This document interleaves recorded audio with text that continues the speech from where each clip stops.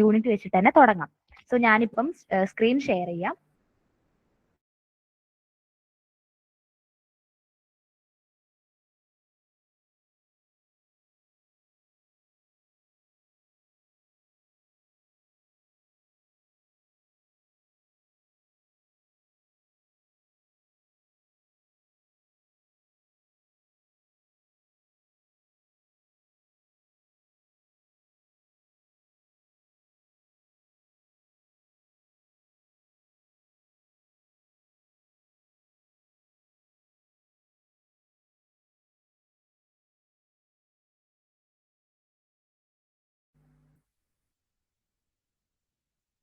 Okay, so slide എല്ലാവർക്കും കാണുന്നുണ്ടെന്ന് വിചാരിക്കുന്നു. ഇന്ന് ഹെഡിങ്ങിൽ ഇപ്പൊ എഴുതിയിരിക്കുന്ന class room management and roles and responsibilities of a teacher ആണ്. ഇതിൽ role and responsibilities of a teacher എന്ന് പറയുന്ന യൂണിറ്റ് നിങ്ങൾക്ക് ഓൾറെഡി കവർ ചെയ്തു എന്ന് പറഞ്ഞു. സോ നമുക്ക് ക്ലാസ് റൂം മാനേജ്മെന്റ് എന്ന് പറയുന്ന ഈ ഒരു യൂണിറ്റ് വെച്ചിട്ട് നമുക്ക് തുടങ്ങാം. സോ ഇതും വളരെ ജനറൽ ആയിട്ടുള്ള കാര്യങ്ങൾ പറയുന്ന ഒരു ബേസിക് ആയിട്ടുള്ള ഒരു യൂണിറ്റ് ആണ്. സോ നമുക്ക് ഈ യൂണിറ്റിലേക്ക് നോക്കുന്ന സമയത്ത് ഫസ്റ്റ് പറയുന്നത് എന്താന്ന് വെച്ചാല് നമുക്കറിയാം ഒരു ടീച്ചർ ക്ലാസ്സിൽ വന്നിട്ട് ഒരു യൂണിറ്റ് അല്ലെങ്കിൽ ഒരു ചാപ്റ്റർ പഠിപ്പിക്കുമ്പോൾ ആ ക്ലാസ് വളരെ സൈലന്റ് ആയിരുന്നു അവിടുത്തെ കുട്ടികൾ വളരെ ശ്രദ്ധയോടെ കേട്ടാൽ മാത്രമേ ആ ടീച്ചർ പഠിപ്പിക്കുന്ന കാര്യങ്ങൾ എഫക്റ്റീവ് ആയിട്ട് കുട്ടികളിൽ എത്തുകയുള്ളൂ. സോ അങ്ങനെ എഫക്റ്റീവ് ആയിട്ട് എത്തണമെങ്കിൽ ഞാൻ പറഞ്ഞ പോലെ തന്നെ എന്താക്കണം, കുട്ടികൾ വളരെ അറ്റൻറ്റീവ് ആയിട്ട് ഇരിക്കണം. അതുപോലെ മൊത്തത്തിൽ ക്ലാസ് റൂമിൽ ഒരു പോസിറ്റീവ് ആയിട്ടുള്ള എൻവയോൺമെന്റ് ക്രിയേറ്റ് ചെയ്യാൻ ടീച്ചർക്കും അതുപോലെ തന്നെ കുട്ടികൾക്കും കഴിയണം. എന്നിരുന്നാൽ മാത്രമേ ആ ക്ലാസ് റൂമിൽ നടക്കുന്ന പ്രവർത്തനങ്ങളും അതുപോലെ അവിടെ നടക്കുന്ന ടീച്ചിങ് ലേണിംഗ് പ്രോസസ്സും എഫക്റ്റീവ് ആവുകയുള്ളൂ. സോ അങ്ങനെ ഒരു positive class room environment create ചെയ്യാൻ ടീച്ചർക്ക് എന്തൊക്കെ ചെയ്യാൻ പറ്റും, അതുപോലെ അതിന് എന്തൊക്കെ ടെക്നിക്സ് ടീച്ചർക്ക് ഉപയോഗിക്കാം, എന്തൊക്കെ ടൂൾസ് ഉപയോഗിക്കാം, അതുപോലെ അറ്റ് ദ സെയിം ടൈം അങ്ങനത്തെ ഒരു എൻവയോൺമെന്റ് ക്രിയേറ്റ് ചെയ്യുന്നതിൽ കുട്ടികളുടെ പങ്ക് എന്താണ്, സ്റ്റുഡൻസിന്റെ റെസ്പോൺസിബിലിറ്റീസ് എന്താണ്, ഇതൊക്കെ ഡിസ്കസ് ചെയ്യുന്ന ഒരു ജനറൽ യൂണിറ്റ് ആണ് ഈ ക്ലാസ് റൂം മാനേജ്മെന്റ് എന്ന് പറയുന്നത്. സോ നമുക്ക് ഫസ്റ്റ് സ്റ്റാർട്ട് ചെയ്യാം. നിങ്ങൾക്ക് സ്ലൈഡിൽ കാണാം. ഫസ്റ്റ് നമ്മൾ പറയുന്നത് എന്താണ് ക്ലാസ് റൂം മാനേജ്മെന്റ്. ഈ ക്ലാസ് റൂം മാനേജ്മെന്റ് എന്ന് പറയുന്ന വേർഡിന്റെ ഡെഫിനിഷൻ എന്താണെന്നാണ് ഫസ്റ്റ് പറയുന്നത്. സോ ഇവിടെ എഴുതിയിരിക്കുന്നത് നോക്കൂ. Process of creating A positive structured learning environment ആണ് ക്ലാസ് റൂം മാനേജ്മെന്റ്. അതായത് ക്ലാസ് റൂമിൽ ഒരു പോസിറ്റീവ് ആയിട്ടുള്ള സ്ട്രക്ചേർഡ് ആയിട്ടുള്ള എൻവയോൺമെന്റ് ക്രിയേറ്റ് ചെയ്യുന്നതിനെയാണ് നമ്മൾ എന്ത് പറയാ, ക്ലാസ് റൂം മാനേജ്മെന്റ് എന്ന് പറയാം. So it includes managing student behaviour, time, space and resources.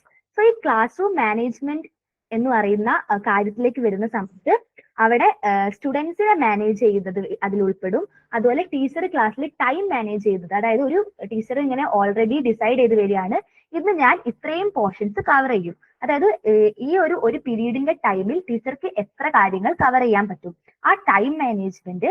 അതുപോലെ തന്നെ സ്പേസ്, കുട്ടികൾക്ക് അവിടെ കൊടുക്കുന്ന സ്പേസ് ആൻഡ് റിസോഴ്സസ്, അതുപോലെ എന്തൊക്കെ റിസോഴ്സസ് ടീച്ചർ ക്ലാസ്സിൽ ഉപയോഗിക്കുന്നു, എന്തൊക്കെ മെറ്റീരിയൽ ടീച്ചർ ക്ലാസ്സിൽ ഉപയോഗിക്കുന്നു, ആ കാര്യങ്ങളെല്ലാം ഉൾപ്പെടുന്ന ഒരു ഏരിയ ആണ് ശരിക്കും ഈ ക്ലാസ് റൂം മാനേജ്മെന്റ് എന്ന് പറഞ്ഞാൽ. Ensures smooth conduct of teaching learning activities. So ഒരു പോസിറ്റീവ് ആയിട്ടുള്ള ക്ലാസ് റൂം എൻവയോൺമെന്റ് ക്രിയേറ്റ് ചെയ്താൽ മാത്രമേ അവിടെ ടീച്ചർക്ക് എന്താക്കാൻ പറ്റുള്ളൂ, വളരെ പോസിറ്റീവ് ആയിട്ട് ടീച്ചിങ് ലേണിംഗ് ആക്ടിവിറ്റീസ് നടത്താൻ കഴിയുള്ളൂ. അതുപോലെ കുട്ടികളെല്ലാവരും വളരെ ശ്രദ്ധിച്ചിരിക്കുന്ന ഒരു ക്ലാസ് റൂമിൽ മാത്രമേ ടീച്ചർക്ക് എന്ത് ചെയ്യാൻ പറ്റുള്ളൂ, ആ ടീച്ചറുടെ കയ്യിലുള്ള ടീച്ചിങ് ലേണിംഗ് റിസോഴ്സസ് കൃത്യമായിട്ട് ഉപയോഗിക്കാൻ പറ്റുള്ളൂ. സോ ഈ ഇങ്ങനെ ഒരു പോസിറ്റീവ് ആയിട്ടുള്ള ക്ലാസ് റൂം എൻവയോൺമെന്റ് ക്രിയേറ്റ് ചെയ്യേണ്ടതിന്റെ ഇമ്പോർട്ടൻസ് എന്താണെന്നാണ് അടുത്തത് പറയുന്നത്. So it reduces disruptions and maximise learning time.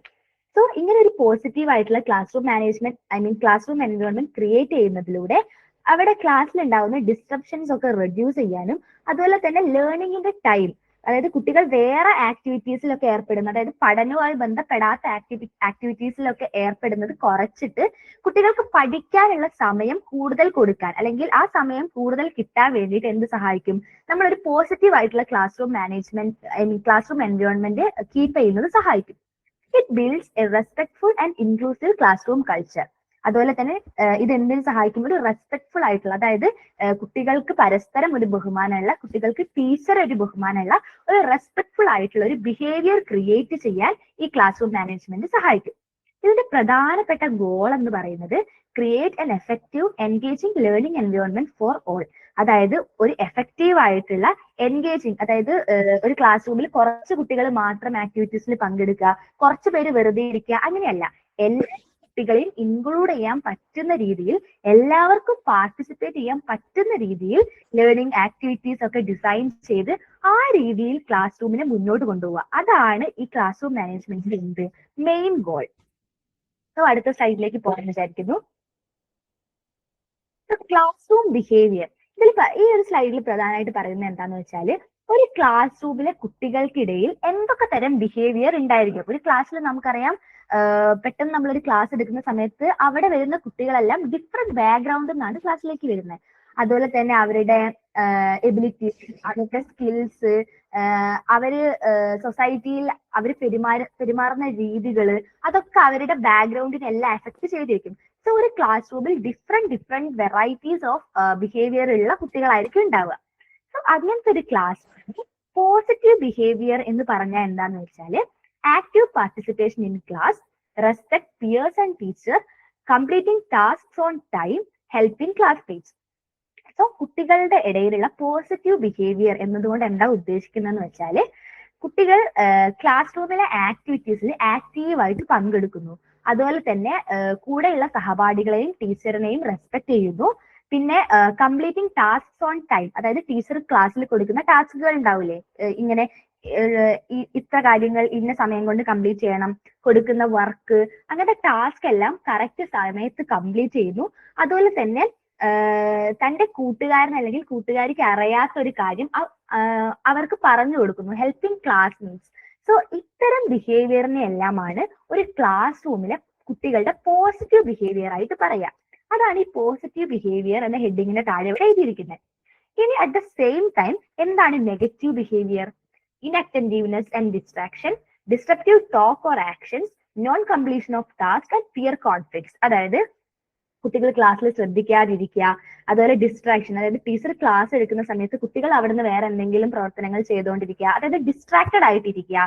പിന്നെ ഡിസ്ട്രപ്റ്റീവ് ടോക്ക് ഓർ ആക്ഷൻ, അതായത് ടീച്ചർ ക്ലാസ് എടുക്കുന്ന സമയത്ത് കുട്ടികൾ തമ്മിൽ സംസാരിക്കുക, അല്ലെങ്കിൽ വേറെ എന്തെങ്കിലും അവിടെ കളിച്ചുകൊണ്ടിരിക്കുക. അതുപോലെ ടീച്ചർ കൊടുക്കുന്ന ടാസ്ക് എല്ലാം കറക്റ്റ് സമയത്ത് കംപ്ലീറ്റ് ചെയ്യാതിരിക്കുക. പിന്നെ പിയർ കോൺഫ്ലിക്ട്സ് എന്ന് പറഞ്ഞാൽ കുട്ടികൾ തമ്മിൽ ഉണ്ടാവുന്ന ചില പ്രശ്നങ്ങളൊക്കെ ഉണ്ടാവില്ലേ ക്ലാസ് റൂമിൽ. സോ അത്തരം ബിഹേവിയറിനെയാണ് നമ്മൾ ക്ലാസ് റൂമിലെ നെഗറ്റീവ് ബിഹേവിയർ എന്ന് പറയാം. ഇവിടെ ജസ്റ്റ് പറയുന്നത് എന്താണ് പോസിറ്റീവ് ബിഹേവിയർ, കുട്ടികളുടെ പോസിറ്റീവ് ബിഹേവിയർ എന്നതുകൊണ്ട് എന്താ ഉദ്ദേശിക്കുന്നത്, അതുപോലെ കുട്ടികളുടെ നെഗറ്റീവ് ബിഹേവിയർ കൊണ്ട് എന്താണ് ഉദ്ദേശിക്കുന്നത്. സോ ഇങ്ങനെ പോസിറ്റീവ് ബിഹേവിയറും നെഗറ്റീവ് ബിഹേവിയറും ഒക്കെ ചെയ്യുന്ന കുട്ടികൾ എന്തിലുണ്ടായിരിക്കും? ഒരു ക്ലാസ്സിൽ ഉണ്ടായിരിക്കും. സോ ഇത്തരം കുട്ടികളെല്ലാം അടങ്ങുന്ന ഒരു ക്ലാസ്സിൽ ടീച്ചറിന്റെ റോൾ എന്താണ്? ഈ കറക്റ്റ് ക്ലാസ് റൂം കറക്റ്റ് ആയിട്ട് മാനേജ് ചെയ്യുന്നതിൽ ടീച്ചറിന്റെ റോൾ എന്താണെന്നാണ് അടുത്തത് പറയുന്നത്. സോ എന്താ ഇവിടെ പറയുന്നത്? Teacher's role: set clear expectations early, use positive reinforcement, address issues calmly and promptly, model good behaviour. അതായത് ഇത്തരം പോസിറ്റീവും നെഗറ്റീവും ബിഹേവിയർ ഉള്ള കുട്ടികൾ ഉള്ള ഒരു ക്ലാസ്സിൽ ടീച്ചർ എന്ത് ചെയ്യണം? Teacher first set clear expectations early. അതായത് ഒരു ക്ലാസ് തുടങ്ങുന്നതിന് മുന്നേ തന്നെ ടീച്ചർ കുട്ടികളോട് പറയുക, നിങ്ങൾ ക്ലാസ്സിൽ ഇന്ന കാര്യങ്ങൾ ചെയ്യാൻ പാടില്ല, ഇന്ന കാര്യങ്ങളെ ചെയ്യാൻ പാടുള്ളൂ. ആ ഒരു രീതിയിൽ കുട്ടികളുമായിട്ട് ഒരു കോൺട്രാക്റ്റിൽ എത്തുക എന്നൊക്കെ പറയില്ലേ, ഇന്ന കാര്യങ്ങൾ ഇങ്ങനെയൊക്കെ ചെയ്യുന്നത് മോശമാണ്, ഞാൻ പഠിപ്പിക്കുന്ന സമയത്ത് നിങ്ങൾ ഇങ്ങനെ സംസാരിക്കരുത്, അങ്ങനെ എന്ത് ചെയ്യുക? ക്ലാസ് തുടങ്ങുന്നതിന് മുന്നേ തന്നെ ടീച്ചർ ക്ലിയർ ആയിട്ടുള്ള എക്സ്പെക്ടേഷൻസ് ആർക്ക് കൊടുക്കുക? കുട്ടികൾക്ക് കൊടുക്കുക. അതാണ് ഫസ്റ്റ് ടീച്ചർക്ക് ചെയ്യാൻ പറ്റുന്ന കാര്യം. രണ്ടാമത് എന്ത് ചെയ്യാം? Use positive reinforcement. അതായത് ക്ലാസ് റൂമില് ഈ ലേണിംഗ് ആക്ടിവിറ്റി ടീച്ചർ കൊടുക്കുന്ന സമയത്ത് ഒരു കുട്ടി ഫസ്റ്റ് ഉത്തരം കണ്ടെത്തി, അല്ലെങ്കിൽ ഫസ്റ്റ് ഒരു വർക്ക് ചെയ്തെങ്കിൽ ടീച്ചർക്ക് എന്ത് ചെയ്യാം? ആ കുട്ടിയെ പ്രൈസ് ചെയ്യും. ലൈക്ക് വെരി ഗുഡ്, ഇത് കറക്റ്റ് ആയിട്ട് ചെയ്തു, വളരെ നല്ല കാര്യം, ഇനിയും അങ്ങനെ ചെയ്യണം എന്ന് പറഞ്ഞിട്ട് കുട്ടികൾക്ക് ഒരു പോസിറ്റീവ് ആയിട്ടുള്ള റീഇൻഫോഴ്സ്മെന്റ്, ഒരു ആത്മവിശ്വാസം എന്ത് ചെയ്യാൻ പറ്റും? ഒരു പ്രോത്സാഹനം കൊടുക്കാം. അങ്ങനെ പ്രോത്സാഹനം കൊടുക്കുന്നതിലൂടെ കുട്ടികൾക്ക് എന്തുണ്ടായിരിക്കും? ഓക്കെ, ടീച്ചർ ഇങ്ങനെ പറഞ്ഞു, സോ അടുത്ത തവണയും എനിക്ക് ഇങ്ങനെ തന്നെ ചെയ്യണം എന്ന് ആ ചെയ്ത കുട്ടിക്കും ഒരു ബോധം ഉണ്ടാവും. അതുപോലെ തന്നെ നമ്മൾ ഒരു കുട്ടിയെ പോസിറ്റീവായിട്ട് റീഇൻഫോഴ്സ് ചെയ്യുന്നത് കാണുമ്പം ബാക്കി കുട്ടികൾക്ക് എന്തുണ്ടായിരിക്കും, ഓക്കെ ഞാനും ഇങ്ങനെ ചെയ്യണം, ഇങ്ങനെ ചെയ്താൽ ടീച്ചർ എന്നെയും ഇങ്ങനെ പറയും, അല്ലെങ്കിൽ എന്നെയും ഇങ്ങനെ പ്രോത്സാഹിപ്പിക്കും എന്നുള്ള ചിന്ത ബാക്കിയുള്ള കുട്ടികൾക്കും ഉണ്ടാവും. സോ ടീച്ചർക്ക് ഇത് കറക്റ്റ് ആയിട്ടുള്ള ബിഹേവിയർ, പോസിറ്റീവ് ബിഹേവിയർ കുട്ടികളിൽ ഉണ്ടാക്കാൻ വേണ്ടിയിട്ട് ഇത്തരം പോസിറ്റീവ് റീഇൻഫോഴ്സ്മെന്റുകൾ കൊടുക്കാം. പിന്നെ പറയുന്നത് എന്താ, address issues calmly and promptly. അതായത് ക്ലാസ്സിൽ എന്തെങ്കിലും പ്രശ്നം ഉണ്ടായാൽ ഫസ്റ്റ് തന്നെ നീ എന്താ അങ്ങനെ ചെയ്ത്, എന്താ ഇങ്ങനെ ചെയ്തെന്ന് പറഞ്ഞ് ചൂടാവാതെ ടീച്ചർ കാമായിട്ട് എന്താണ് പ്രശ്നം എന്ന് കേൾക്കുക. രണ്ട് ഭാഗത്ത് രണ്ട് സൈഡും, അതായത് ഒരു പ്രശ്നം രണ്ട് കുട്ടികൾ തമ്മിലാണെങ്കിൽ രണ്ട് കുട്ടികൾക്കും പറയാനുള്ളത് ടീച്ചർ കാമായിട്ട് കേൾക്കുക, എന്നിട്ട് അതിന് അപ്രോപ്രിയേറ്റ് ആയിട്ടുള്ള ആക്ഷൻ എടുക്കുക. അതുപോലെ മോഡൽ ഗുഡ് ബിഹേവിയർ, അതായത് നല്ല ബിഹേവിയർ കുട്ടികളിൽ ഉണ്ടാക്കാൻ വേണ്ടി ടീച്ചർ എന്താവുക, ടീച്ചർ സ്വയം ഒരു മോഡലായിട്ട് പ്രവർത്തിക്കുക. അതായത് ഇങ്ങനെ ഇന്ന കാര്യങ്ങൾ ചെയ്യരുത്, ഇന്ന കാര്യങ്ങൾ ആണ് ചെയ്യാൻ പറ്റുക, ആ രീതിയിൽ കുട്ടികൾക്ക് എന്ത് കൊടുക്കാം, ഇത്തരം നിർദ്ദേശങ്ങൾക്ക് ആർക്ക് കൊടുക്കാം, ടീച്ചർക്ക് കൊടുക്കാം. സോ ഇത്തരം കാര്യങ്ങൾ ചെയ്യുന്നതിലൂടെ ഒരു പോസിറ്റീവ് ആയിട്ടുള്ള, ഒരു പ്ലസന്റ് ആയിട്ടുള്ള ക്ലാസ് റൂം എൻവയോൺമെന്റ് ക്രിയേറ്റ് ചെയ്യാൻ ആർക്ക് പറ്റും, ടീച്ചർക്ക് പറ്റും. സോ അത്തരം കാര്യങ്ങളാണ് ഈ സ്ലൈഡിൽ പ്രധാനമായിട്ട് പറയുന്നത്. സോ നമുക്ക് അടുത്തതിലേക്ക് പോയാലോ.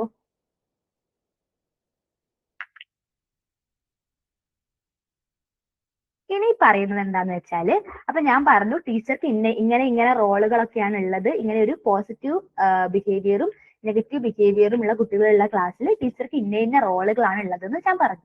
ഇനി ടീച്ചർക്ക് ഇത് ഒരു ടെക്നിക് ഒന്നും ഉപയോഗിക്കാതെ നേരിട്ട് പോയിട്ട് അങ്ങ് ചെയ്യാൻ പറ്റുമോ? അങ്ങനെ ചെയ്യാൻ പറ്റില്ല. സോ ആ രീതിയിൽ ടീച്ചർ ഇത്തരം ഒരു എൻവയോൺമെന്റ് ക്രിയേറ്റ് ചെയ്യാൻ വേണ്ടിയിട്ട് ടീച്ചർക്ക് ഒരുപാട് ടെക്നിക്സുകളും ടൂൾസും ഒക്കെ ഉപയോഗിക്കാൻ പറ്റും. സോ അങ്ങനെ മേജർ എന്തൊക്കെ ടെക്നിക്സ് ആണ് ടീച്ചർക്ക് ഉപയോഗിക്കാൻ പറ്റുക എന്നതാണ് ഇവിടെ പറയുന്നത്. സോ അതിലെ ഫസ്റ്റ് ടെക്നിക്ക് ടീച്ചർക്ക് ഉപയോഗിക്കാൻ പറ്റുന്ന പേരാണ് cooperative learning. So cooperative learning എന്ന് പറഞ്ഞാൽ students work in small groups, shared responsibility for learning, develops team work and social skills. അത് കോപ്പറേറ്റീവ് ലേണിംഗ് എന്ന് പറഞ്ഞാൽ ടീച്ചർ ഫസ്റ്റ് എന്ത് ചെയ്യുന്നറിയോ, കുട്ടികളെ ഓരോരോ ഗ്രൂപ്പായിട്ട് ഡിവൈഡ് ചെയ്യും. ഓരോരോ ഗ്രൂപ്പായിട്ട് ഡിവൈഡ് ചെയ്ത ശേഷം ഓരോ ഗ്രൂപ്പിന് എന്ത് ചെയ്യും, ഒരു നിശ്ചിത ടാസ്ക് കൊടുക്കും. ഇപ്പം ഒരു പ്രോബ്ലം ടീച്ചർ ബോർഡിൽ എഴുതുന്നു, ശേഷം ആ പ്രോബ്ലം സോൾവ് ചെയ്യുന്നതിന് വേണ്ടിയിട്ട് കുട്ടികൾ എന്ത് ചെയ്യും, അല്ലെങ്കിൽ ഒരു പ്രോബ്ലം അല്ലെങ്കിൽ ഒരു അസൈൻമെന്റ് ആണെന്ന് വിചാരിക്കും. സോ ഒരു അസൈൻമെന്റോ അല്ലെങ്കിൽ ഒരു പ്രൊജക്റ്റോ ടീച്ചർ ക്ലാസ്സിൽ കൊടുക്കുന്നു. അത് ചെയ്യാൻ വേണ്ടിയിട്ട് കുട്ടികളെ നിശ്ചിത ഗ്രൂപ്പായിട്ട് ഡിവൈഡ് ചെയ്യുന്നു. സോ അങ്ങനെ ഗ്രൂപ്പായിട്ട് ഡിവൈഡ് ചെയ്തതിന് ശേഷം ആ ഗ്രൂപ്പിൽ കുട്ടികൾ എന്ത് ചെയ്യുന്നു, അവർ പരസ്പരം ഡിസ്കസ് ചെയ്യുന്നു. ഡിസ്കസ് ചെയ്തിട്ട് അവർ ഒരു കൺക്ലൂഷനിൽ എത്തുന്നു. സോ അവിടെ ഒരു കൈൻഡ് ഓഫ് കോപ്പറേറ്റ്, അതായത് പരസ്പരം കോപ്പറേറ്റ് ചെയ്തിട്ടുള്ള ഒരു ലേണിംഗ് ആണ് അവിടെ നടക്കുന്നത്. സോ അത്തരം ലേണിംഗിനെയാണ് നമ്മൾ കോപ്പറേറ്റീവ് ലേണിംഗ് എന്ന് പറയാം. അതിന് എക്സാമ്പിൾ ആണ് തിങ്ക്, പെയർ, ഷെയർ, അതുപോലെ തന്നെ ജിക്സോ മെത്തേഡ്. സോ ഈ first method think, share, pair മെത്തേഡാണ്. സോ ഈ തിങ്ക്, ഷെയർ, പെയർ മെത്തേഡ് എന്ന് പറഞ്ഞാല് ഞാൻ പറഞ്ഞു ടീച്ചർ ഫസ്റ്റ് എന്ത് ചെയ്യും, കുട്ടികളെ ഓരോരോ ഗ്രൂപ്പുകളാക്കും. സോ ആ ഗ്രൂപ്പുകളാക്കിയതിനു ശേഷം അതിൽ ഓരോ കുട്ടികളും ഫസ്റ്റ് ഇൻഡിവിജ്വൽ ആയിട്ട് ഒരു പ്രോബ്ലത്തിനെ അനലൈസ് ചെയ്യും. ആ പ്രോബ്ലത്തിന്റെ സൊല്യൂഷൻ അവർ ഫസ്റ്റ് ഇൻഡിവിജ്വൽ ആയിട്ട് തിങ്ക് ചെയ്യും. അതിനെയാണ് ആ തിങ്ക്, ഷെയർ, പെയറിലെ തിങ്ക് കൊണ്ട് ഉദ്ദേശിക്കുന്നത്. സോ കുട്ടികൾ ആദ്യം എന്ത് ചെയ്യും, ഇൻഡിവിജ്വൽ സ്വയം അതിനെക്കുറിച്ച്, ആ പ്രോബ്ലത്തിനെ കുറിച്ച് തിങ്ക് ചെയ്യും. അതാണ് തിങ്ക്. അടുത്ത എന്താ പറയുന്നത്, പെയർ. പെയർ എന്ന് പറഞ്ഞാല് ആ ഇൻഡിവിജ്വൽ ആയിട്ട് തിങ്ക് ചെയ്തതിന് ശേഷം ഓരോ കുട്ടിയും ഒരു പാർട്ട്ണറിനെ കണ്ടെത്തി, അതായത് ഒരു പെയർ ആയി നിന്ന് അവർ തമ്മിൽ ഡിസ്കസ് ചെയ്യും. അതായത് ഒരു ഗ്രൂപ്പിലെ രണ്ട് കുട്ടികൾ വീതം എന്ത് ചെയ്യും, അത് ഡിസ്കസ് ചെയ്യും. അതാണ് പെയർ. തിങ്ക്, പെയർ, ഷെയറിലെ പെയർ അതാണ്. സോ ഫസ്റ്റ് ഇൻഡിവിജ്വൽ ആയിട്ട് തിങ്ക് ചെയ്യും, അതാണ് തിങ്ക്. അതിനുശേഷം രണ്ടുപേര് നിന്നിട്ട് ഒരു പാർട്ട്ണറെ കണ്ടെത്തി പെയർ, അതായത് അവര് അത് ഡിസ്കസ് ചെയ്യും. ശേഷം ഷെയർ. ഷെയർ എന്ന് പറഞ്ഞാൽ ആ ഡിസ്കഷൻ ചെയ്തിട്ട് അവർക്ക് ഒരു കൺക്ലൂഷൻ കിട്ടുമല്ലോ, ആ കൺക്ലൂഷൻ പിന്നെ ബാക്കി ക്ലാസ് മൊത്തം അവരെന്ത് ചെയ്യും, ഷെയർ ചെയ്യും. ആ ഒരു മെത്തേഡ്, അവിടെ ഒരു കോപ്പറേറ്റീവ് ലേണിംഗ് ആണല്ലോ നടക്കുന്നത്. ആ ഒരു മെത്തേഡിനെയാണ് തിങ്ക്, പെയർ, ഷെയർ മെത്തേഡ് എന്ന് പറയാം. മെത്തേഡ് എന്താ പറയുന്നത്, jigsaw method. So jigsaw method എന്ന് പറഞ്ഞാൽ അതൊരു ടൈപ്പ് ഓഫ് കോപ്പറേറ്റീവ് മെത്തേഡ് ആണ്. അവിടെ എന്താ ചെയ്യാന്ന് വെച്ചാല് ടീച്ചർ ഒരു പോർഷൻ ഓരോ ഗ്രൂപ്പിനും കൊടുക്കും. എന്നിട്ട് ആ പോർഷനിലെ ഓരോ ഭാഗങ്ങൾ, ഇപ്പം ഫോർ എക്സാമ്പിൾ ഫ്രാക്ഷൻ അല്ലെങ്കിൽ ഡിവിഷൻ ആണ് ആ പോർഷൻ എന്ന് വിചാരിക്കാം. സോ ആ ഡിവിഷൻ എന്ന പോർഷൻ ഓരോ ഗ്രൂപ്പിന് ടീച്ചർ കൊടുക്കും. ആ ഡിവിഷൻ എന്ന് പറയുന്ന പോർഷനെ തന്നെ എന്ത് ചെയ്യും, കുട്ടികൾ പരസ്പരം ഡിവൈഡ് ചെയ്തെടുക്കും. അതായത് സിമ്പിൾ ആയിട്ട് ഡിവൈഡ് ചെയ്യാൻ പറ്റുന്നത് ഞാൻ നോക്കാം. അതുപോലെ കോംപ്ലിക്കേറ്റഡ് വരുന്നത് വേറൊരു കുട്ടി. അങ്ങനെ ആ ഗ്രൂപ്പിൽ തന്നെ കുട്ടികൾ പരസ്പരം ആ ഒരു ടോപ്പിക്കിനെ ഡിവൈഡ് ചെയ്യും. എന്നിട്ട് ഓരോ കുട്ടിയും അവർക്ക് കിട്ടിയ ടോപ്പിക് വേറെയുള്ള ആളുകൾക്ക് പറഞ്ഞു കൊടുക്കും. ആ രീതിയിൽ പഠിപ്പിക്കുന്നതാണ് ജിക്സോ മെത്തേഡ് എന്ന് പറയാം. അതായത് ഒരു ടോപ്പിക്കിനെ കുട്ടികളുടെ ഇടയിൽ തന്നെ ഡിവൈഡ് ചെയ്യും. എന്നിട്ട് ആ ഡിവൈഡ് ചെയ്ത കിട്ടിയ കറസ്പോണ്ടിങ് ടോപ്പിക്സ് ഓരോ കുട്ടികളും വേറെ ആൾക്കാർക്ക് പറഞ്ഞു കൊടുക്കും അല്ലെങ്കിൽ പഠിപ്പിച്ചു കൊടുക്കും. ആ മെത്തേഡാണ് ജിക്സോ മെത്തേഡ്. അതും ഒരു എന്ത് ലേണിംഗ് ആണ്? ഒരു കോപ്പറേറ്റീവ് ലേണിംഗ് മെത്തേഡിന് എക്സാമ്പിൾ ആണ്, അല്ലെങ്കിൽ കോപ്പറേറ്റീവ് ലേണിംഗ് ടെക്നിക്കിന് എക്സാമ്പിൾ ആണ്. സോ ഇത് രണ്ടുമാണ് ഈ കോപ്പറേറ്റീവ് ലേണിംഗിൽ വരുന്നത്. Coming to next technique, that is collaborative learning. So ഈ കൊളാബറേറ്റീവ് നിങ്ങൾക്ക് വായിക്കുമ്പോൾ മനസ്സിലാവും ഏതാണ്ട് ഒരുപോലെയാണ്, കോപ്പറേറ്റീവ് ലേണിംഗ് പോലെ തന്നെയാണ്. ഈ കൊളാബറേറ്റീവ് ലേണിംഗിലെ വ്യത്യാസം എന്താണെന്ന് വെച്ചാൽ, കോപ്പറേറ്റീവ് ലേണിംഗിൽ നമ്മൾ ഓരോ ഗ്രൂപ്പിനും ടാസ്ക് കൊടുത്തതിന് ശേഷം ഓരോരുത്തർക്കും ഇൻഡിവിജ്വൽ ആയിട്ട് ഓരോ കാര്യങ്ങൾ ചെയ്യാനുണ്ടാവും. ഇപ്പൊ ഫോർ എക്സാമ്പിൾ ഒരു പ്രസന്റേഷൻ ആണ് കോപ്പറേറ്റീവ് ലേണിംഗിൽ ഓരോ ഗ്രൂപ്പിന് കൊടുത്തെങ്കിൽ ആ പ്രസന്റേഷനിൽ മെറ്റീരിയൽ കണ്ടെത്താൻ ഒരാള്, അതിന്റെ പ്രസന്റേഷന്റെ ഡോക്യുമെന്റ് എഴുതാൻ വേണ്ടിയിട്ട് ഒരാള്, പ്രസന്റ് ചെയ്യാൻ വേണ്ടിയിട്ട് ഒരാള്, അങ്ങനെ ഒരു ടാസ്കിനെ തന്നെ ഇങ്ങനെ ഡിവൈഡ് ചെയ്ത് കൊടുക്കുന്നതാണ് ഏത് ലേണിംഗില്? കോപ്പറേറ്റീവ് ലേണിംഗില്. പക്ഷെ കൊളാബറേറ്റീവ് ലേണിംഗിലേക്ക് വരുന്ന സമയത്ത് എല്ലാവർക്കും ഒരേ ടാസ്ക് ഉണ്ടാവുക. ആ ടാസ്ക് അവർ തമ്മിലൊന്ന് ഡിവൈഡ് ചെയ്യും. അതായത് ഇപ്പൊ ഫോർ എക്സാമ്പിൾ ഒരു പ്രോബ്ലം ഈ കൊളാബറേറ്റീവ് ലേണിംഗിൽ കൊടുത്താല് ആ ഗ്രൂപ്പിലുള്ള എല്ലാവരും അത് ഡിസ്കസ് ചെയ്യണം, എല്ലാവരും അത് എഴുതണം, എല്ലാം പ്രസന്റ് ചെയ്യണം. ആ രീതിയിൽ ലേണിംഗ് നടത്തുന്നതിനെയാണ് നമ്മൾ കൊളാബറേറ്റീവ് ലേണിംഗ് എന്ന് പറയാം.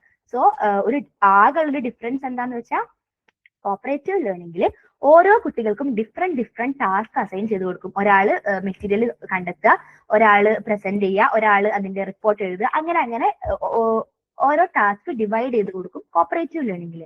പക്ഷെ കൊളാബറേറ്റീവ് ലേണിംഗിൽ ഒരു ടാസ്ക് ഒന്ന് തന്നെ ആയിരിക്കും, എല്ലാവരും പാർട്ടിസിപ്പേറ്റ് ചെയ്യും, എല്ലാവരും പരസ്പരം ഡിസ്കസ് ചെയ്ത് പാർട്ടിസിപ്പേറ്റ് ചെയ്യുന്നതിനെയാണ് കൊളാബറേറ്റീവ് ലേണിംഗ് എന്ന് പറയാം. അതാണ് ഇവിടെ എഴുതിയിരിക്കുന്നത്.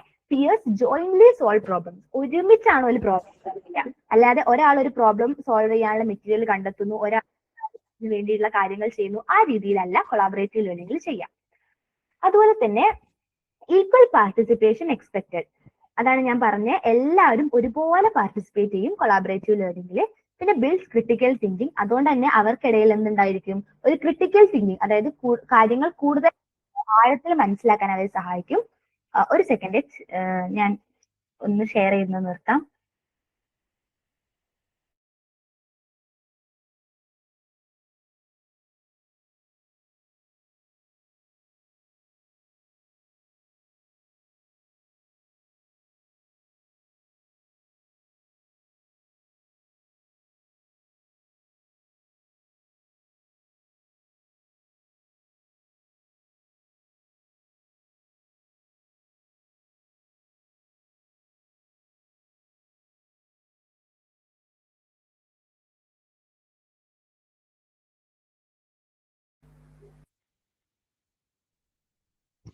ഓക്കെ, ഒരു ഡൗട്ട് ആയിക്കോട്ടെ.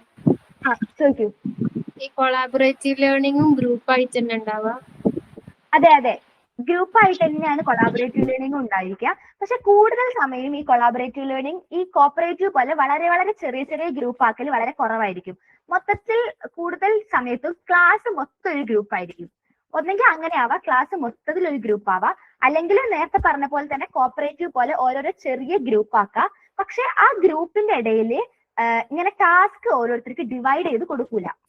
ഞാൻ നേരത്തെ പറഞ്ഞില്ലേ, ഇപ്പൊ ഒരു ഗ്രൂപ്പിൽ ഒരു 3 പേരുള്ള ഒരു ഗ്രൂപ്പ് ആയിട്ടാണ് ടീച്ചർ ഡിവൈഡ് ചെയ്തതെങ്കിൽ, ഞാൻ പറഞ്ഞു ഇപ്പൊ ഒരു പ്രൊജക്ടിന്റെ കേസിൽ അല്ലെങ്കിൽ ഒരു പ്രസന്റേഷന്റെ കേസിൽ ഒരാള് മെറ്റീരിയൽ കളക്ട് ചെയ്യാൻ ഒരാൾക്കുള്ള ടാസ്ക്, ഒരാൾക്ക് അത് ഡോക്യുമെന്റ് ചെയ്യാൻ ഒരാൾക്കുള്ള ടാസ്ക്, ഒരാൾക്ക് അത് പ്രസന്റ് ചെയ്യാൻ. ആ രീതിയിൽ ടാസ്ക് ഡിവൈഡ് ചെയ്യും എവിടെ? കോപ്പറേറ്റീവ് ലേണിംഗിന്റെ കേസിൽ. പക്ഷെ കൊളാബറേറ്റീവ് ലേണിംഗിലേക്ക് വരുന്ന സമയത്ത് ആ 3 ആൾക്കാരാണ് ഒരു ഗ്രൂപ്പിൽ ഉണ്ടാവുക. 3 പേരും മെറ്റീരിയൽ കളക്ട് ചെയ്യണം, 3 പേരും ഡോക്യുമെന്റ് ചെയ്യണം, 3 പേരും പ്രസന്റ് ചെയ്യണം. അവർക്ക് തമ്മിൽ ഡിസ്കസ് ചെയ്യാം, പക്ഷെ എന്തുണ്ടാവില്ല? റെസ്പോൺസിബിലിറ്റീസ് അല്ലെങ്കിൽ ടാസ്ക് അവരുടെ ഇടയിൽ ഡിവൈഡ് ചെയ്യൂല. അവര് 3 പേരും ഒരുമിച്ചായിരിക്കും, പക്ഷെ അവർക്കിടയിൽ വേറൊരു ഡിവിഷൻ ഉണ്ടാവില്ല. അതാണ് ആകെയുള്ള ഡിഫറൻസ്. ക്ലിയർ ആയോ?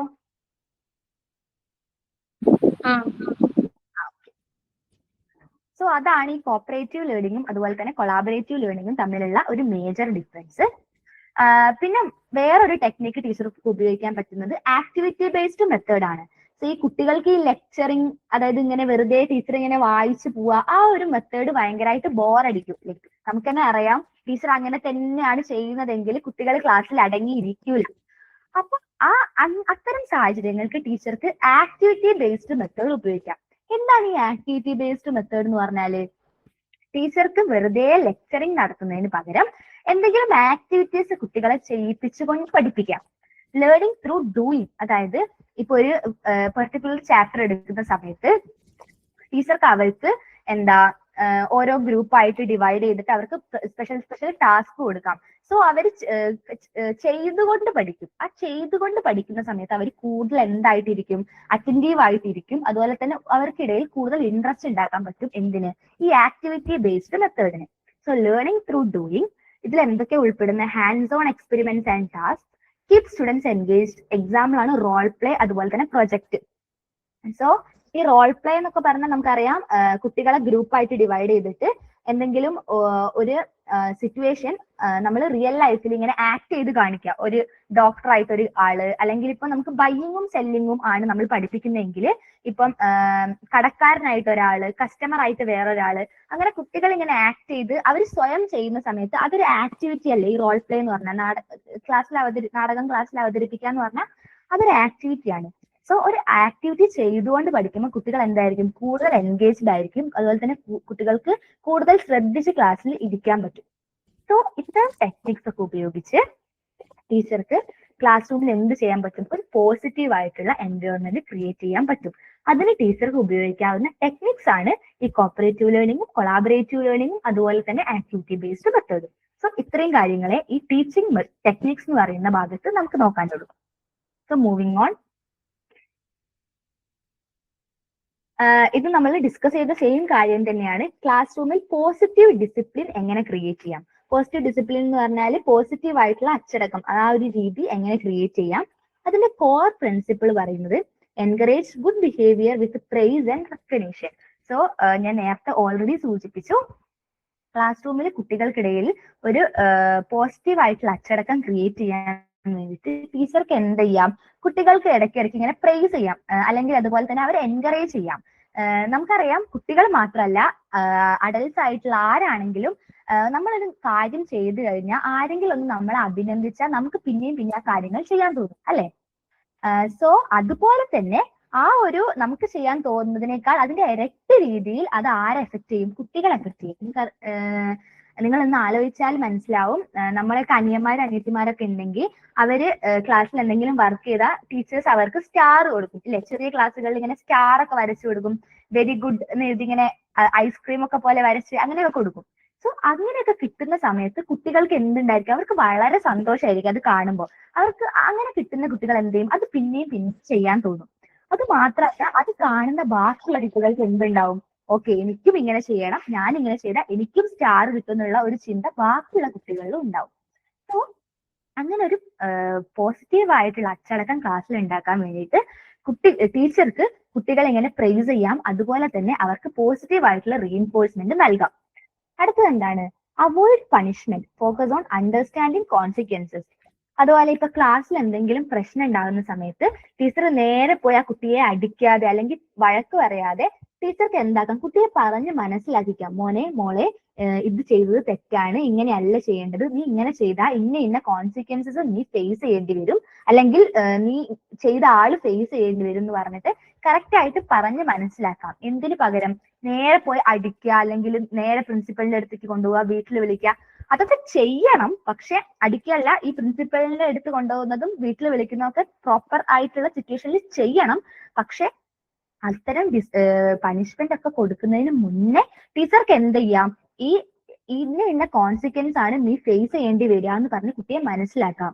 ഒരു മോസ്റ്റ് ഓഫ് ദ കേസിലും അങ്ങനെ പറയുന്ന സമയത്ത് തന്നെ കുട്ടിക്ക് സ്വയം തെറ്റ് മനസ്സിലായിക്കോളും. അടുത്തത് പറയുന്നത് സെറ്റ് കൺസിസ്റ്റന്റ് ക്ലിയർ റൂൾസ് വിത്ത് സ്റ്റുഡന്റ് ഇൻവോൾവ്മെന്റ്. അതായത് ഞാൻ നേരത്തെ ഫസ്റ്റ് പറഞ്ഞ പോലെ തന്നെ ഒരു ക്ലാസ് തുടങ്ങുന്നതിന് മുന്നേ അല്ലെങ്കിൽ ഒരു അക്കാദമിക് ഇയർ തുടങ്ങുന്നതിന് മുന്നേ തന്നെ ഇന്ന റൂൾസ് സ്കൂളിന് ഉണ്ടെന്ന് ആദ്യം പറയാം. അതായത് നിങ്ങൾ ഇന്ന സമയത്ത് സ്കൂളിലെത്തണം, ഇന്ന സമയമാകുമ്പോൾ ബെല്ലടിക്കുമ്പോൾ ക്ലാസ് കയറണം, ഈ ഒരു സമയത്ത് മാത്രമേ നിങ്ങൾക്ക് പുറത്തു പോകാൻ പാടുള്ളൂ. അത്തരം റൂൾസ് ഒരു അക്കാദമിക് ഇയർ അല്ലെങ്കിൽ ഒരു ക്ലാസ് തുടങ്ങുന്നതിന് മുന്നേ തന്നെ ടീച്ചർ സെറ്റ് ചെയ്ത് വെക്കണം.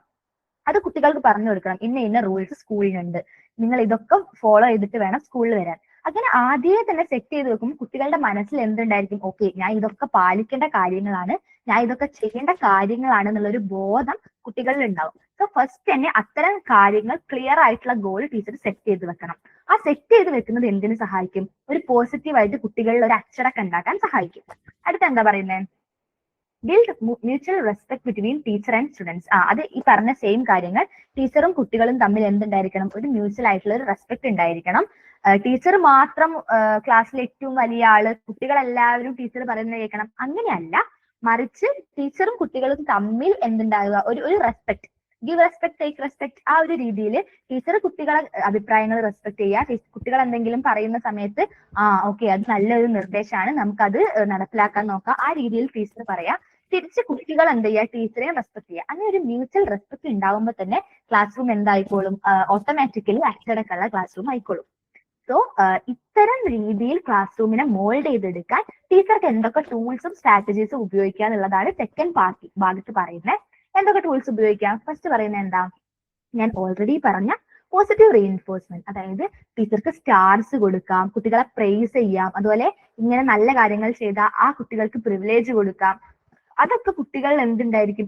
ആ ഒരു നല്ല കാര്യം പിന്നെയും പിന്നെയും ചെയ്യാനുള്ള ഒരു കൈൻഡ് ഓഫ് കോൺഫിഡൻസ് അല്ലെങ്കിൽ ആ ഒരു ശീലം കുട്ടികളിൽ വളർത്തിയെടുക്കാൻ സഹായിക്കും. അടുത്തത് പറയുന്നത് logical consequences instead of penalties. അതായത് കറക്റ്റ് ലോജിക്കൽ ആയിട്ട് എന്ത് കോൺസിക്വൻസ് ആണ്, അല്ലെങ്കിൽ നീ ഒരു തെറ്റ് ചെയ്തു, ആ തെറ്റ് ചെയ്താൽ ഇന്ന കാര്യങ്ങളൊക്കെ ഉണ്ടാവും, അപ്പൊ അത് തെറ്റല്ലേ, അങ്ങനെ ചെയ്യാൻ പാടുണ്ടോ, ആ രീതിയിൽ കുട്ടികളെ പറഞ്ഞു മനസ്സിലാക്കാം. എന്തിനു പകരം ഈ പെനാൽറ്റീസ് അല്ലെങ്കിൽ എന്തെങ്കിലും ശിക്ഷ കൊടുക്കുന്നതിന് പകരം കുട്ടികളെ ഇങ്ങനെ പറഞ്ഞു മനസ്സിലാക്കാം. ആർക്ക്? ടീച്ചർക്ക്. Next is behaviour contracts with mutual agreement. അതായത് ഞാൻ നേരത്തെ പറഞ്ഞ ടീച്ചറും കുട്ടികളും തമ്മിലുള്ള ഒരു മ്യൂച്വൽ റെസ്പെക്ട് വഴി അവർക്കിടയിൽ, അതായത് ഇങ്ങനെ ഈ രീതിയിലാണ് ക്ലാസ് റൂമിൽ മോൻ അല്ലെങ്കിൽ മോള് ബിഹേവ് ചെയ്യേണ്ടത്, ആ രീതിയിൽ ടീച്ചർക്ക് എന്താകും? കുട്ടികളെ പറഞ്ഞ് മനസ്സിലാക്കാം. അതുപോലെ redirection guide students towards correct behaviour. കുട്ടി ക്ലാസ്സിൽ ഒരു മോശം രീതിയിൽ ബിഹേവ് ചെയ്താൽ ആ കുട്ടിയെ റീഡയറക്ട് ചെയ്ത് നല്ല രീതിയിൽ എങ്ങനെ ബിഹേവ് ചെയ്യണം എന്നതിലേക്ക് ടീച്ചർ എന്ത് ചെയ്യുക? നയിക്കുക. സോ ഇത്തരം കാര്യങ്ങൾ ചെയ്യുന്നതിലൂടെ, ഇത്തരം ടൂൾസ് ഉപയോഗിക്കുന്നതിലൂടെ എന്ത് ചെയ്യാൻ പറ്റും? ഒരു പോസിറ്റീവ് ഡിസിപ്ലിൻ മെയിൻറ്റെയിൻ ചെയ്യാൻ പറ്റും. ആർക്ക്? ടീച്ചർക്ക്, ക്ലാസ് റൂമിൽ. സോ അടുത്ത സ്ലൈഡിലേക്ക് പോകാൻ തോന്നുന്നു. ഓക്കെ, ഞാൻ പറഞ്ഞു ഇതൊരു ജനറൽ ടോപ്പിക് ആണ്. നിങ്ങൾക്ക് ചിലപ്പോൾ ബോർ അടിക്കുന്നുണ്ടാവും. ഞാൻ പറഞ്ഞ കാര്യങ്ങൾ തന്നെയാണ് വീണ്ടും വീണ്ടും റിപ്പീറ്റ് ചെയ്യുന്നത്. എനിക്ക് പോയിന്റ്സ് വായിച്ചാൽ മനസ്സിലാവും. വളരെ ജനറൽ ആയിട്ടുള്ള, വളരെ സിമ്പിൾ ആയിട്ടുള്ള കാര്യങ്ങളാണ് പറയുന്നത്. അതായത് സ്റ്റുഡൻസ് എൻഗേജ്മെന്റ്. ഒരു ക്ലാസ് റൂമിൽ ആക്റ്റീവായിട്ട് സ്റ്റുഡന്റ് എങ്ങനെയൊക്കെ എൻഗേജ് ചെയ്യുന്നു. Involve all student through vary task, group work and real life examples. So കുട്ടികളുടെ എൻഗേജ്മെന്റ്, ഒരു ക്ലാസ്സിൽ ഒരുപാട് കുട്ടികൾ ഉണ്ടാവുമല്ലോ. സോ കുറച്ച് കുട്ടികൾ മാത്രം ആക്ടിവിറ്റീസിൽ എൻഗേജ് ചെയ്താൽ മതിയോ? പോരാ, എല്ലാവരെയും നമ്മൾ ഇൻക്ലൂഡ് ചെയ്യണം. ഒരു ടീച്ചർ എന്ന നിലയിൽ എല്ലാവരെയും നമ്മൾ എന്ത് ചെയ്യണം? ഇൻക്ലൂഡ് ചെയ്യണം. സോ അങ്ങനെ ഇൻക്ലൂഡ് ചെയ്യാൻ വേണ്ടിയിട്ട് നമ്മൾ എന്ത് ചെയ്യണം? കുട്ടികൾക്ക് ഡിഫറെന്റ് ടാസ്ക് കൊടുക്കണം. ചിലപ്പം ഒരു റീഡിങ് ആക്ടിവിറ്റി കൊടുക്കുന്നതായിരിക്കും ഒരു കുട്ടിക്ക് കൂടുതൽ ഇഷ്ടം, വേറൊരു കുട്ടിക്ക് ആക്ടിവിറ്റി ബേസ്ഡ് മെത്തേഡ് ആയിരിക്കും കൂടുതൽ ഇഷ്ടം. അപ്പൊ ടീച്ചർ എന്ത് ചെയ്യുക? ഡിഫറെന്റ് ടാസ്ക് ക്ലാസ്സിൽ കൊടുക്കുക.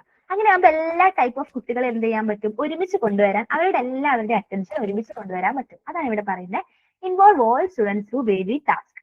അടുത്ത എന്താ പറയുന്നത്? Group work and real life example. അതുപോലെ ഗ്രൂപ്പ് വർക്ക് കൊടുക്കാം.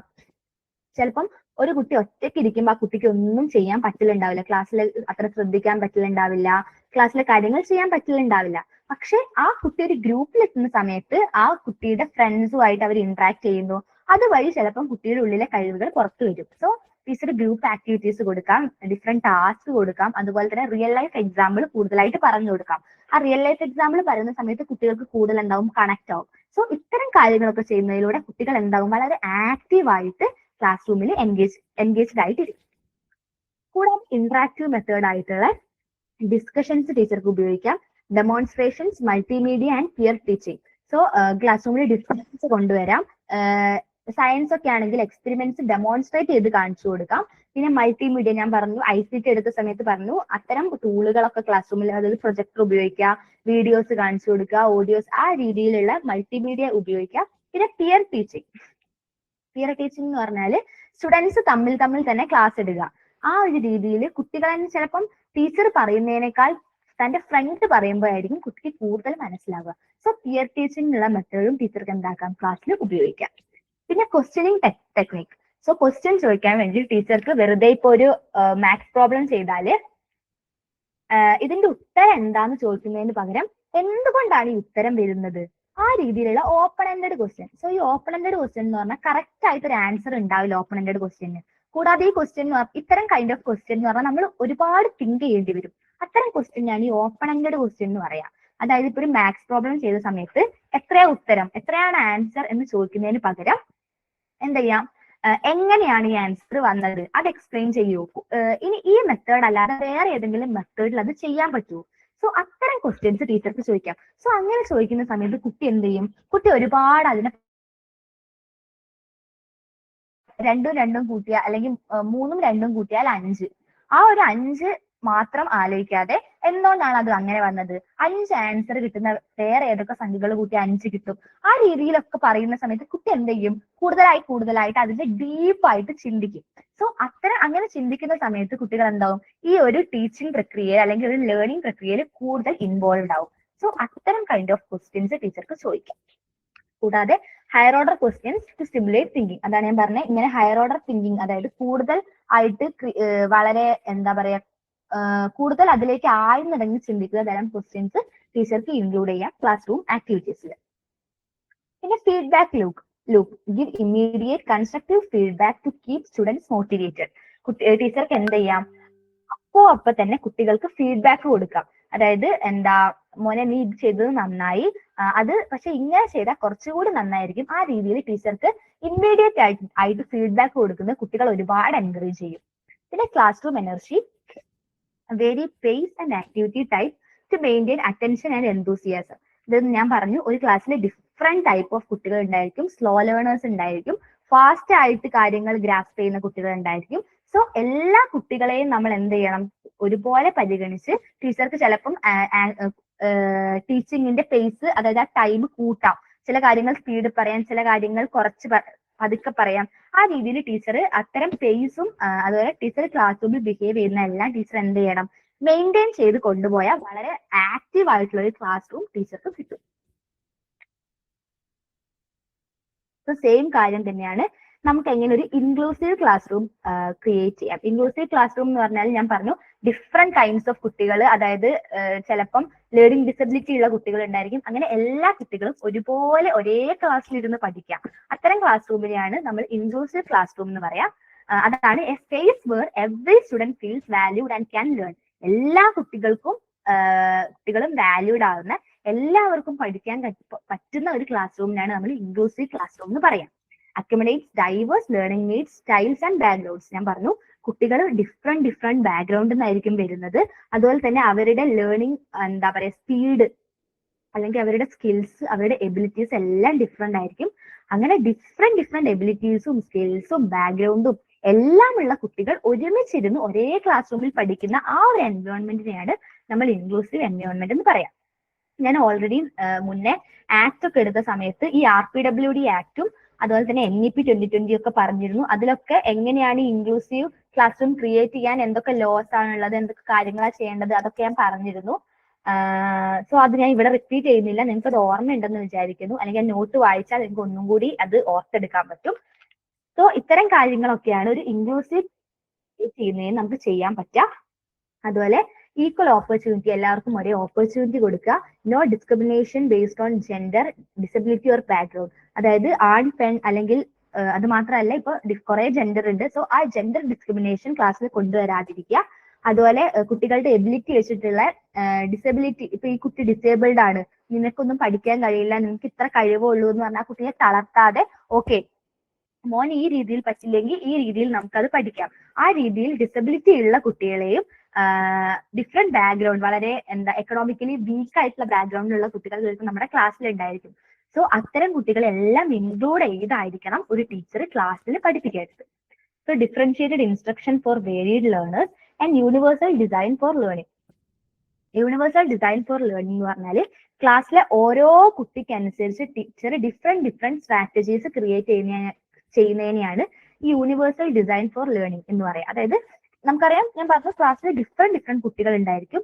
ഓരോ കുട്ടിക്ക് അനുസരിച്ച് ടീച്ചർ ഡിഫറെന്റ് മെത്തേഡ് ഇങ്ങനെ ക്രിയേറ്റ് ചെയ്യുക. അതായത് ഈ കുട്ടിയെ ഈ രീതിയിൽ പഠിപ്പിക്കണം, ഈ കുട്ടിയെ ഈ രീതിയിൽ പഠിപ്പിക്കണം, ആ രീതിയിൽ ടീച്ചർക്ക് ഓരോ സ്ട്രാറ്റജി ഉണ്ടാവില്ലേ, അങ്ങനെ ക്രിയേറ്റ് ചെയ്യുന്നതിനെയാണ് ഈ യൂണിവേഴ്സൽ ഡിസൈൻ ഫോർ ലേണിംഗ് എന്ന് പറയാം. ഓരോ കുട്ടിക്ക് അനുസരിച്ച് എന്ത് ചെയ്യുക, ലേണിംഗ് ഡിസൈൻ ചെയ്യുക. അത്രയേ ഉള്ളൂ യൂണിവേഴ്സൽ ഡിസൈൻ ഫോർ ലേണിംഗ് എന്ന് പറയുന്നതിന്റെ മീനിങ്.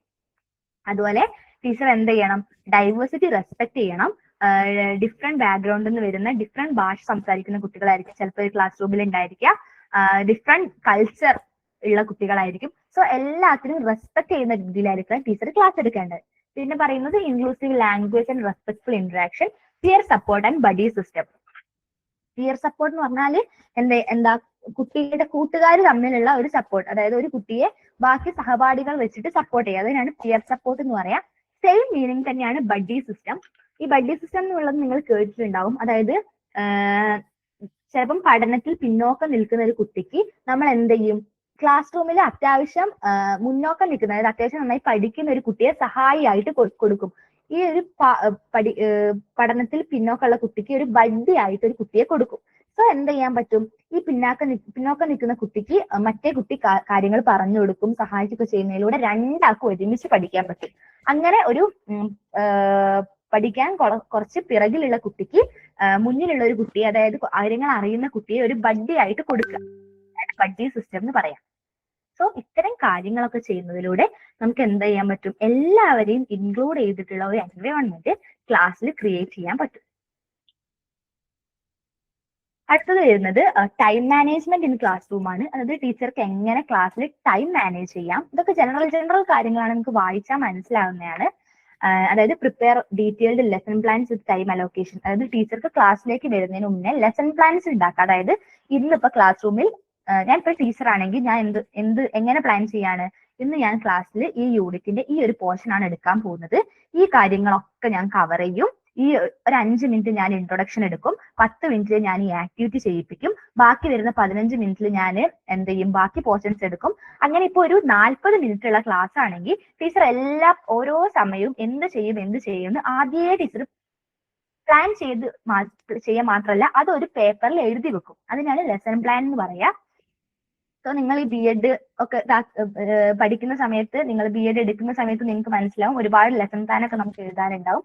സോ അങ്ങനെ ലെസൺ പ്ലാനും കൊണ്ടാണ് ടീച്ചർ എന്ത് ചെയ്യുക, ക്ലാസ്സിൽ ചെല്ലുന്നതെങ്കിൽ ടീച്ചർക്ക് എന്ത് ചെയ്യാൻ പറ്റും, ടൈം കറക്റ്റ് ആയിട്ട് മാനേജ് ചെയ്യാൻ പറ്റും. ഈ ഒരു 40 മിനിറ്റിന്റെ ക്ലാസ്സിൽ ടീച്ചർ ഓൾറെഡി പ്ലാൻ ചെയ്ത് വെച്ചല്ലോ ഓരോ സമയവും എന്ത് ചെയ്യുന്നു. സോ അതിനനുസരിച്ച് ചെയ്യുന്ന സമയത്ത് വെറുതെ സമയം എവിടെയും പോവില്ല, ടീച്ചർ വിചാരിച്ച പോലെ പോർഷൻ കവർ ചെയ്യാനും പറ്റും. അടുത്തത് set clear objectives for each class period. അതുപോലെ എന്ത് ചെയ്യുക, ഓരോ ക്ലാസ്സിലും എന്താ എടുക്കേണ്ടതെന്ന് ആദ്യം തീരുമാനിക്കുക. അതുപോലെ തന്നെ മെറ്റീരിയൽസ് ഒക്കെ അതിന് മുന്നേ പ്രിപ്പയർ ചെയ്ത് വെക്കുക. അതായത് അവസാന നിമിഷം പോയിട്ട് ആ മെറ്റീരിയൽ ഇതില്ല അങ്ങനെ ചെയ്യാതെ, നാളെ ഞാൻ ഈ ക്ലാസ് ആണ് എടുക്കാൻ പോകുന്നത്, സോ ആ ക്ലാസ് എടുക്കണമെങ്കിൽ എനിക്ക് ഈ മെറ്റീരിയൽ ഒക്കെ വേണം എന്ന് തലേന്നെ സെറ്റ് ആക്കി വെക്കുക. എന്നിട്ട് അതും കൊണ്ടായിരിക്കണം ടീച്ചർ എന്ത് ചെയ്യേണ്ടത്, ക്ലാസ് പോകേണ്ടത്. അതായത് ക്ലാസ്സിലെത്തി പിന്നെ അതെടുക്കാൻ വീണ്ടും സ്റ്റാഫ് റൂമിൽ വരുന്നത് അതൊക്കെ ടൈം കൺസ്യൂമിംഗ് ആയിട്ടുള്ള പരിപാടിയാണ്. അത് ചെയ്യുന്നതിന് പകരം എന്ത് ചെയ്യുക, എല്ലാം ആദ്യം തന്നെ സെറ്റ് ആക്കിയിട്ട് പോവുക. ആ രീതിയിൽ പോയാൽ ടീച്ചർക്ക് എന്ത് ചെയ്യാൻ പറ്റും, ടൈം മാനേജ് ചെയ്യാൻ പറ്റും. അതുപോലെ ക്ലാസ് എടുക്കുന്നതിന്റെ ഇടയിൽ മാനേജ് ചെയ്യാൻ വേണ്ടിയിട്ട് start and end class on time always. അതായത് കറക്റ്റ് സമയത്ത് ക്ലാസ് തുടങ്ങുക, കറക്റ്റ് സമയത്ത് ക്ലാസ് അവസാനിപ്പിക്കുക. അതുപോലെ തന്നെ ഗ്രൂപ്പ് ടാസ്ക് ഒക്കെ കൊടുക്കുന്ന സമയത്ത് ടീച്ചർ ആദ്യം കുട്ടികളോട് പറയാ, നിങ്ങൾക്ക് 10 മിനിറ്റ് സമയമേ ഉള്ളൂ, ആ സമയത്തിലാണ് നിങ്ങൾ കംപ്ലീറ്റ് ചെയ്യേണ്ടത്. അല്ലെങ്കിൽ ടീച്ചർക്ക് ഇപ്പോൾ ഒരു ഗ്രൂപ്പ് ആക്ടിവിറ്റി കൊടുത്തു, ചിലപ്പോൾ ആ പീരീഡ് മൊത്തം കുട്ടികൾ എന്ത് ചെയ്യും, ആ ആക്ടിവിറ്റി ചെയ്തുകൊണ്ടിരിക്കും. അതിൽ കുറച്ച് സമയം അവർ ചെയ്യലുണ്ടാവുള്ളൂ, ബാക്കി സമയം ചിലപ്പോൾ അവർ സംസാരിക്കുകയായിരിക്കും. ടീച്ചർ സമയം പറഞ്ഞില്ലെങ്കിൽ ഇങ്ങനെയൊക്കെ നടക്കും. സോ ടീച്ചർ ആദ്യം എന്ത് ചെയ്യാ, കുട്ടികളെ നിങ്ങൾക്ക് 10 മിനിറ്റ് സമയം ഈ ആക്ടിവിറ്റിക്കുള്ളൂ, അതിനുശേഷം നിങ്ങൾ എന്ത് ചെയ്യണം, അതിന്റെ കൺക്ലൂഷൻ പറയണം. ആ രീതിയിൽ ഗ്രൂപ്പ് ആക്ടിവിറ്റി കൊടുക്കുമ്പോൾ ആദ്യം സമയം സെറ്റ് ചെയ്ത് വെക്കുക. അതുപോലെ avoid over running on A single topic. ഒരു ടോപ്പിക് തന്നെ വീണ്ടും ഇങ്ങനെ പറയാതെ ആ ഒരു ടോപ്പിക്കിന് ആവശ്യമുള്ള കാര്യം പറഞ്ഞു കഴിഞ്ഞാൽ അടുത്ത ടോപ്പിക്കിലേക്ക് പോവുക. അതായത് ഒരു ടോപ്പിക്ക് തന്നെ ഇങ്ങനെ സ്ട്രെസ് ചെയ്ത് തന്നാൽ ടീച്ചർക്ക് അതിനേ സമയം ഉണ്ടാവുള്ളൂ.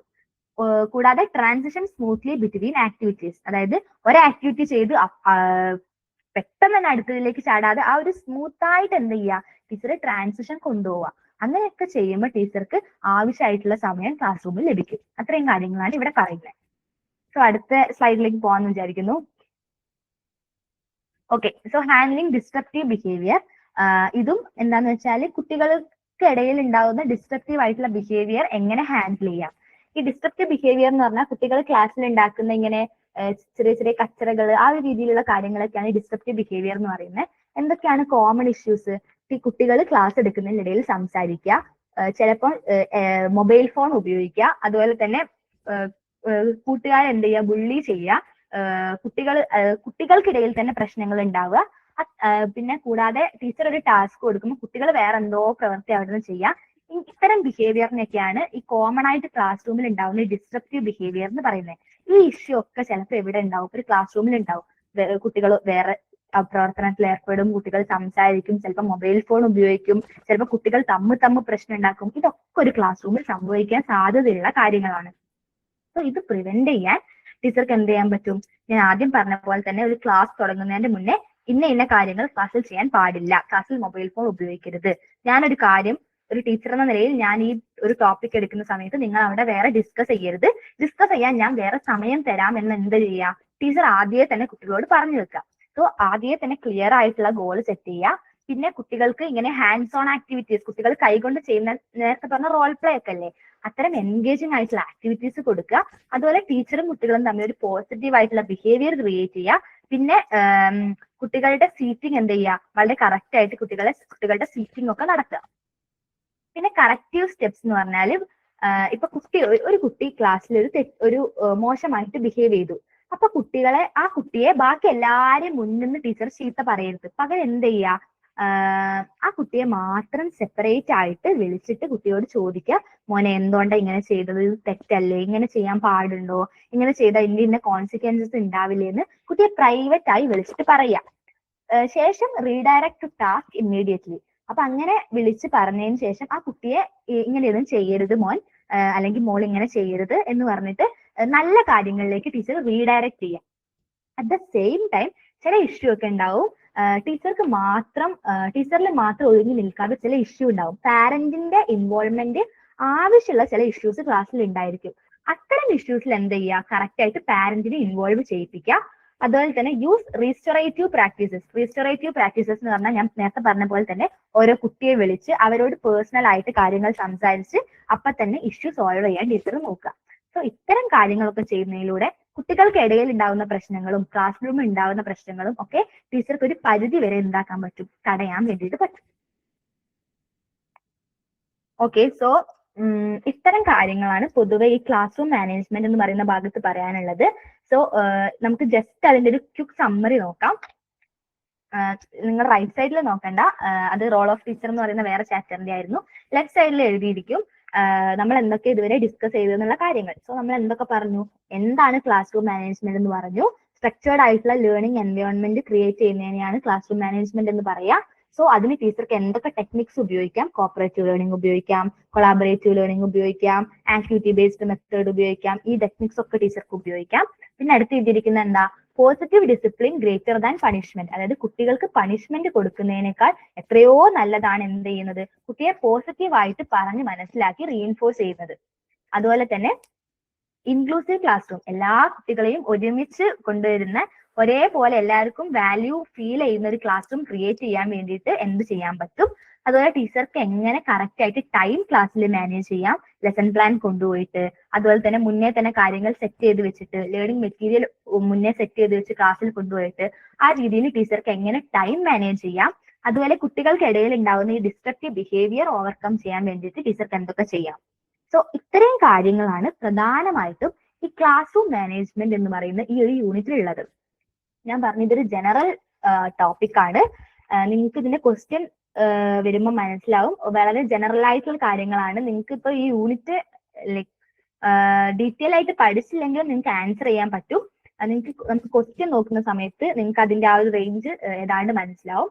സോ നമുക്ക് ജസ്റ്റ് ആ ക്വസ്റ്റ്യനും കൂടി ചെയ്യാൻ തോന്നുന്നു. ചെയ്താലോ question?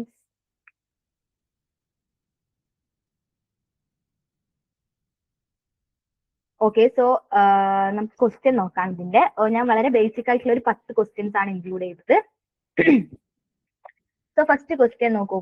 During A lesson most students are engaged, follow instructions and complete task smoothly. This situation best reflects A. Strict discipline, B. Effective classroom management, C. Teacher-centered learning, D. Assessment success.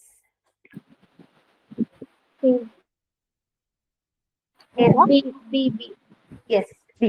Effective ആയിട്ടുള്ള class room management ആണ് ഇത് indicate ചെയ്യുന്നത്. കുട്ടികൾ എന്ത് ചെയ്യുന്നു, correct ആയിട്ട് engage ചെയ്യുന്നു, teacher instructions എല്ലാം ഫോളോ ചെയ്യുന്നു, അങ്ങനെ ടാസ്ക് കംപ്ലീറ്റ് ചെയ്യുന്നു. അതെന്താണ്, എഫക്റ്റീവ് ആയിട്ടുള്ള ക്ലാസ് റൂം മാനേജ്മെന്റ് ആണ് ഇൻഡിക്കേറ്റ് ചെയ്യുന്നത്.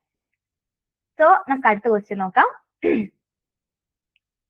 A student regularly helps peers and completes work on time, but sometimes talks during class. This behavior is best described as A. Completely negative, B. Completely positive, C. Mixed behavior requiring guidance, C. Disruptive behavior only. C ആണോ? Yes, C. Mixed behavior requiring guidance. അതായത് കുട്ടിയെ guide ചെയ്താൽ എന്ത് ചെയ്യാൻ പറ്റും, കുട്ടി ഈ class റൂമിൽ വെറുതെ സംസാരിക്കുന്നതും ടീച്ചർക്ക് മാറ്റിയെടുക്കാൻ പറ്റും. സോ അടുത്ത ക്വസ്റ്റ്യനിലേക്ക് പോവാം. A teacher praises students for good work and gives them small rewards. What is the likely outcome? Increased fear among students, reduction in participation. C. Yeah, C. Improvement in positive behavior. Teacher ഇങ്ങനെ price ചെയ്യുന്നത് അല്ലെങ്കിൽ കുട്ടികൾക്ക് ചെറിയ ചെറിയ gift കൊടുക്കുന്നതൊക്കെ എന്ത് ചെയ്യും, കുട്ടികളിൽ ഒരു പോസിറ്റീവ് ബിഹേവിയർ ക്രിയേറ്റ് ചെയ്യാൻ വേണ്ടിയിട്ട് സഹായിക്കും. So, അടുത്ത question. In a classroom, students are divided into groups where each member has a role and depends on others to complete a task. This method mainly develops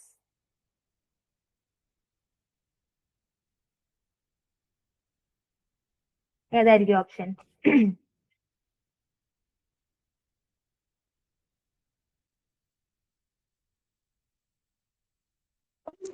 C. കുട്ടികളെ ഇങ്ങനെ divide ചെയ്തിട്ട് ഓരോരുത്തർക്കും responsibilities അങ്ങനെ കൊടുത്താൽ അത് അവരിൽ എന്തുണ്ടായിരിക്കും, ടീം വർക്കും റെസ്പോൺസിബിലിറ്റിയും ക്രിയേറ്റ് ചെയ്യും. Okay, so moving on to next question. A teacher asks students to perform a role play to understand a concept. This strategy is most effective because it C. promotes learning by doing. Role play എന്താണ്, കുട്ടികൾ ഇങ്ങനെ role പ്ലേയിൽ അഭിനയിക്കല്ലേ ചെയ്യുന്നത്. So അവര് ഒരു പ്രവൃത്തി ചെയ്തുകൊണ്ട് പഠിക്കുകയാണ്. So ഇത് എന്തിനാണ് റിഫ്ലക്ട് ചെയ്യുന്നത്, ലേണിംഗ് ബൈ ഡൂയിങ്ങിനെയാണ് റിഫ്ലക്ട് ചെയ്യുന്നത്. അടുത്ത question. Instead of punishing a student, a teacher explains the consequences of their actions and guides them. This reflects positive discipline ആണ് ഇത് റിഫ്ലക്ട് ചെയ്യുന്നത്. സോ അടുത്ത ചോദ്യത്തിലേക്ക് പോകാം. ഞാൻ ഇങ്ങനെ സ്പീഡിൽ പോകുന്നത് നിങ്ങൾക്ക് വായിച്ചാൽ തന്നെ മനസ്സിലാവുന്ന ക്വസ്റ്റ്യൻസ് ആണ് എന്ന് വിചാരിച്ചുകൊണ്ടാണ്. A teacher modifies teaching methods to suit students with different learning needs and backgrounds. This practice supports inclusive education. So ഓരോ കുട്ടിക്ക് അനുസരിച്ച് അവർക്ക് സ്യൂട്ടായ രീതിയിൽ ടീച്ചർ എന്ത് ചെയ്യുക, ലേണിംഗ് മെത്തേഡ്സും സ്ട്രാറ്റജീസ് ഒക്കെ ഉപയോഗിക്കുക. അപ്പൊ എല്ലാവരും എന്താവും, ഇൻക്ലൂഡഡ് ആവും. സോ ഇതൊരു ഇൻക്ലൂസീവ് എഡ്യൂക്കേഷൻ ആണ്. അടുത്ത ക്വസ്റ്റ്യൻ എന്താ? A teacher asks, why do you think this happened? Instead of what is the answer?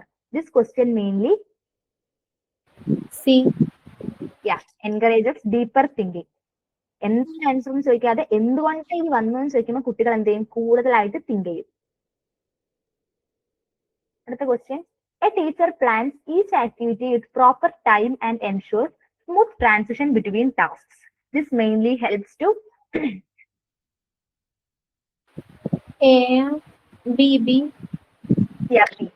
Work load increase ചെയ്യല്ലോ ചെയ്യാ, എന്ത് ചെയ്യും, ക്ലാസ് റൂമിൽ വെറുതെ ഉണ്ടാവുന്ന ഡിസ്ട്രക്ഷൻസ് അവോയ്ഡ് ചെയ്യാൻ വേണ്ടിയിട്ട് സഹായിക്കും. സോ ആൻസർ എന്താണ്, ബി ആണ്. സോ അടുത്ത question. When a student continuously interrupts the class, the teacher first speaks to them privately instead of scolding publicly. This approach is C. constructive corrective strategy. So ഇങ്ങനത്തെ ഒരു സാഹചര്യത്തിൽ teacher എന്ത് ചെയ്യാ ചെയ്യണ്ടേ, അവരെ സെപ്പറേറ്റ് ആയിട്ട് വിളിച്ചിട്ട് പ്രൈവറ്റായി വിളിച്ചിട്ട് അവരോട് കാര്യങ്ങൾ പറയാണ് ചെയ്യേണ്ടത്. സോ ഇതെന്താണ്, ഒരു കൺസ്ട്രക്റ്റീവ് ആയിട്ടുള്ള കറക്റ്റ് സ്ട്രാറ്റജിയാണ്. ഓക്കെ, സോ ഇത്തരം കാര്യങ്ങളാണ് നമ്മുടെ ക്ലാസ് റൂം മാനേജ്മെന്റ് എന്ന് പറയുന്ന ഭാഗത്ത് പറയാനുള്ളത്. ഞാൻ സ്ലൈഡ് ഷെയർ ചെയ്യുന്നു നിർത്താം.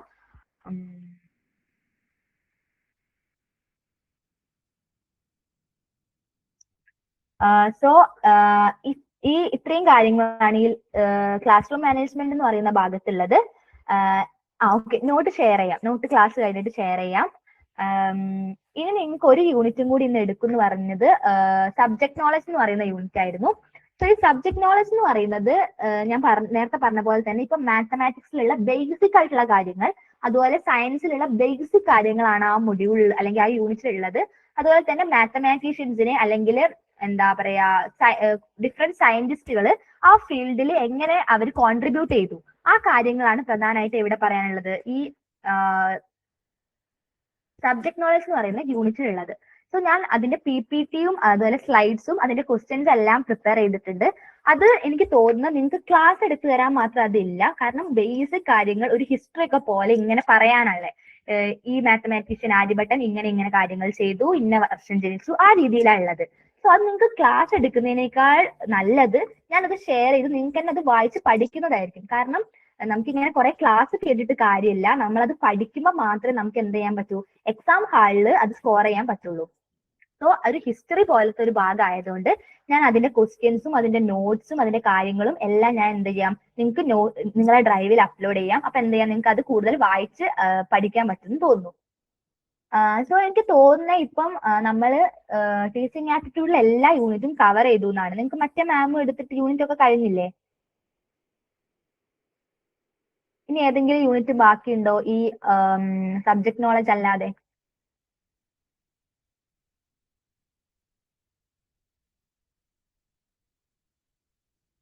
ബാക്കിയുണ്ടോ? 10 യൂണിറ്റും കഴിഞ്ഞില്ലേ?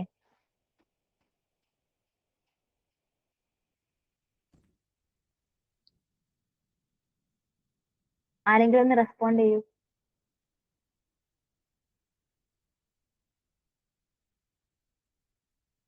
ഓക്കെ, സോ യൂണിറ്റ്സ് കഴിഞ്ഞെന്ന് വിചാരിക്കുന്നു. ഇനി നമുക്ക് കുറച്ച് ദിവസം മാത്രമേ എക്സാമിനുള്ളൂ. ഞങ്ങൾ തരുന്ന നോട്ട് മാത്രം ഫോക്കസ് ചെയ്യാതെ കൂടുതൽ ക്വസ്റ്റ്യൻസ് അതിനെപ്പറ്റി നിങ്ങൾക്ക് സോൾവ് ചെയ്യാൻ പറ്റുമെങ്കിൽ അത്രയും നല്ലത്. എന്നാൽ ക്വസ്റ്റ്യൻസ് നമുക്ക് സോൾവ് ചെയ്യുമ്പോഴാണ് നമുക്ക് എന്ത് കിട്ടുക, കൂടുതൽ ഇതിനെപ്പറ്റി ഒരു ഐഡിയ കിട്ടുക.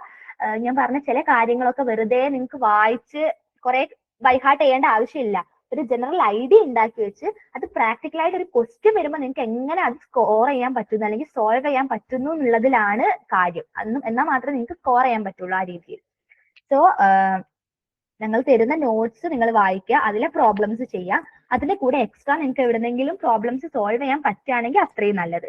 സോ ആ രീതിയിൽ പ്രിപ്പയർ ചെയ്താൽ നിങ്ങൾക്ക് ഈ ടീച്ചിങ് ആപ്റ്റിറ്റ്യൂഡിൽ നല്ല മാർക്ക് സ്കോർ ചെയ്യാൻ പറ്റുമെന്ന് വിചാരിക്കുന്നു. ഇനി നിങ്ങൾക്ക് എന്തെങ്കിലും ഡൗട്ട്സ് അല്ലെങ്കിൽ എന്തെങ്കിലും ഇനി ക്വസ്റ്റ്യൻസ് വേണോ, അങ്ങനെ എന്തെങ്കിലും സജഷൻ പറയാനുണ്ടോ? ക്വസ്റ്റ്യൻസ് ഉണ്ടായിരുന്നു. എല്ലാ യൂണിറ്റ്സ് നിന്നുള്ള ക്വസ്റ്റ്യൻസ് ആണോ? ഇനിയിപ്പോ ചാപ്റ്റേഴ്സ് ഒക്കെ യൂണിറ്റ്സ് ഒക്കെ ഏകദേശം കഴിഞ്ഞല്ലോ. അപ്പം ഇനി 10 യൂണിറ്റ്സ് എന്നുള്ള ഏകദേശം എക്സാമിന് വരുന്ന പോലുള്ള ഒരു ലെവലില് ക്വസ്റ്റ്യൻസ് ഇട്ടാല് ഒരു ഐഡിയ കിട്ടുമല്ലോ എങ്ങനെ ഉണ്ടാവും. ഓക്കെ. അത് എന്നാലും എല്ലാ യൂണിറ്റ്സ് നിന്നും കുറച്ച് അത്യാവശ്യം ക്വസ്റ്റ്യൻസ് ഇൻക്ലൂഡ് ചെയ്തിട്ടുള്ള ഒരു PDF കൂടി എന്ത് ചെയ്യാം, ഞാൻ ഷെയർ ചെയ്യാം.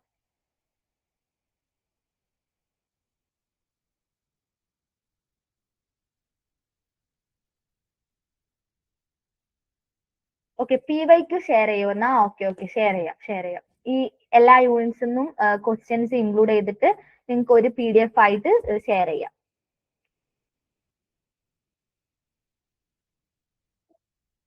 വേറെ എന്തെങ്കിലും സജഷൻസോ എന്തെങ്കിലും കാര്യങ്ങളോ? ഈ ക്വസ്റ്റ്യൻസിന്റെ ഇത് മാത്രമല്ലേ ഉള്ളൂ? നിങ്ങൾക്ക് ഏതെങ്കിലും ഡൗട്ട് ഉള്ള കോംപ്ലിക്കേറ്റഡ് ആയിട്ട് ഇതുവരെ ഉള്ള ഏതെങ്കിലും പോർഷൻ അങ്ങനെ എന്തെങ്കിലും ഉണ്ടോ?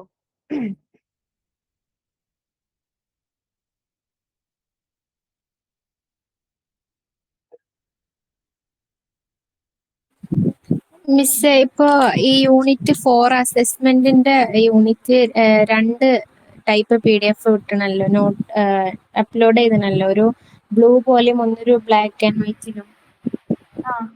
അത് അസസ്മെന്റിൽ ഡീറ്റെയിൽഡ് ആയിട്ട് ഒന്നും കൂടി ഉണ്ട്. മറ്റേ ബ്ലാക്ക് ആൻഡ് വൈറ്റ് ഇല്ലാത്ത പോലത്തെ കുറച്ച് പോയിന്റ്സ് അതേപോലത്തെ ഇൻക്ലൂഡ് ആക്കുക ബാക്കി യൂണിറ്റ്സിൽ. ആ ബ്ലൂ കളർ രീതിയിലുള്ള PDF അതിലാണ് കുറച്ചും കൂടി പോയിന്റ്സ് ഉള്ളത് ബ്ലാക്ക് ആൻഡ് വൈറ്റിനെക്കാളും. ഓക്കെ. അങ്ങനത്തെ അങ്ങനത്തെ ഇൻക്ലൂഡ് ചെയ്യാൻ നോക്കാം.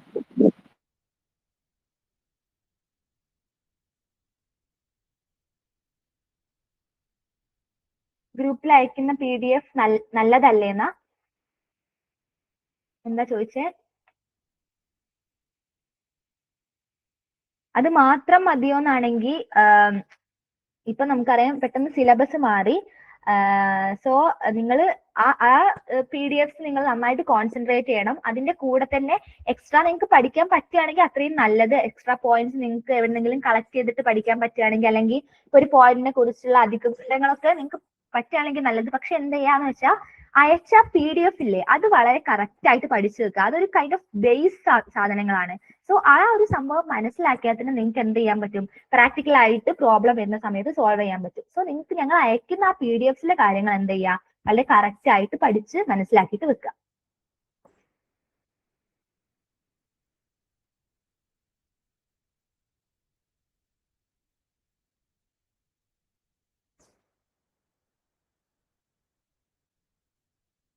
ഡ്രസ്സിന് റെസ്ട്രിക്ഷൻസ് ഉണ്ടോന്ന് അതെനിക്ക് കറക്റ്റ് അറിയില്ല. അതിന്റെ മാനുവലില് ഇൻസ്ട്രക്ഷൻസിൽ ഒന്നും പറയുന്നില്ലേ?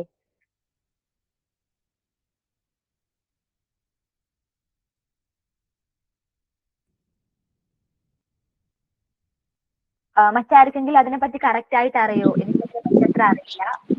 ഞാൻ വായിച്ചിരുന്നു. അതില് ഫുൾ സ്ലീവ് ഇടുന്നോല് ഒക്കെ ഓല് ചെക്കിങ്ങിന് ഒന്നും കൂടി കൺവീനിയന്റിന് വേണ്ടിയിട്ട് 1 hour മുമ്പ് റിപ്പോർട്ട് ചെയ്യണം. ഓക്കെ അത്രേ പറയുന്നുള്ളൂ ഡ്രസ് കോഡ് പറ്റി. പിന്നെ മെറ്റൽസ് ആയിട്ടുള്ള സംഭവങ്ങളൊന്നും ഉപയോഗിക്കരുത് അങ്ങനെ പറയുന്നുണ്ട്. ഓക്കെ.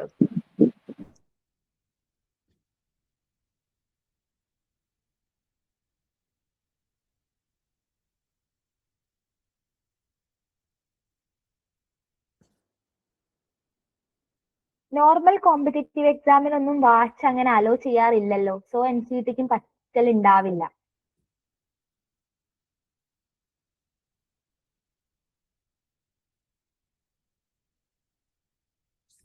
ഏതായിരുന്നു യൂണിറ്റ് 10?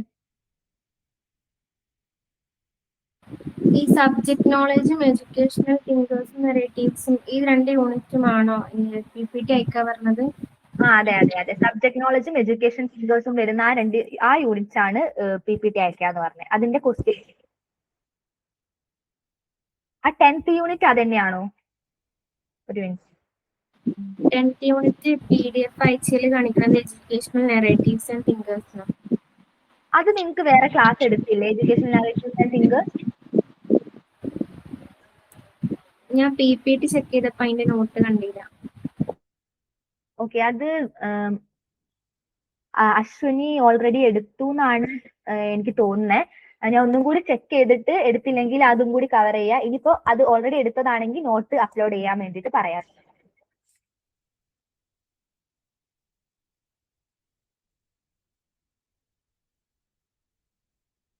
സോ ഈ തിങ്കേഴ്സിന്റെയും ഞാൻ ഇനിയിപ്പോ അയക്കാൻ പോകുന്ന സബ്ജക്ട് നോളജിലും ഒരുപാട് മാത്തമാറ്റീഷ്യൻസും സയന്റിസ്റ്റും ഒക്കെ ഉണ്ട്. സോ അവരുടെ പ്രധാനപ്പെട്ട കോൺട്രിബ്യൂഷൻ ഒക്കെ നിങ്ങൾ ഓർത്ത് വെക്കുക. സോ എന്നാൽ മാത്രമേ ലൈക്ക് ഒരു കൺഫ്യൂഷൻ ഇല്ലാതെ ഈ ആളാണോ ഇതാണോ എന്ന് മാറിപ്പോകാതെ നിങ്ങൾക്ക് എന്ത് ചെയ്യാൻ പറ്റുള്ളൂ, ആൻസർ ചെയ്യാൻ വേണ്ടിയിട്ട് പറ്റുള്ളൂ.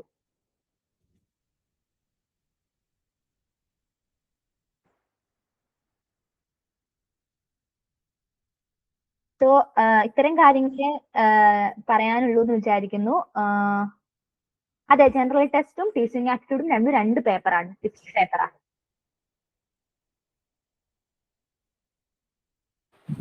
ഈ ക്വസ്റ്റ്യനിൽ ഓരോ സെക്ഷൻ ആയിട്ട് കാണിക്കും. അപ്പോൾ ജനറൽ ടെസ്റ്റ് ആപ്റ്റിറ്റ്യൂഡ് പറഞ്ഞിട്ട് ഒരു സെക്ഷനായി കാണിക്കും. അതോ ക്വസ്റ്റ്യൻസ് ഇങ്ങനെ നമ്പർ ഇട്ടിട്ട് കണ്ടിന്യൂസ് ആയിട്ട് ഉണ്ടാവുക? സെക്ഷൻ ആയിട്ട് കാണിക്കും, ഓരോന്ന് ഏത് സെക്ഷൻ ആണെന്ന്.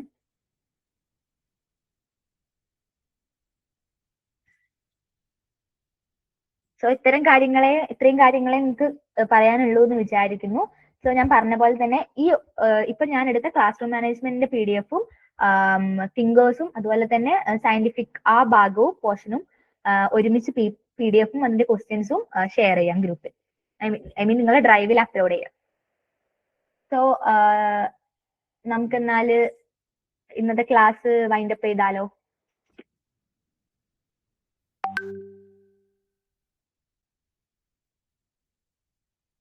ഒരുമിച്ച് ഒരുമിച്ച് 7 പേപ്പേഴ്സിനാണ് നെഗറ്റീവ് ഉണ്ടായിരിക്കുക.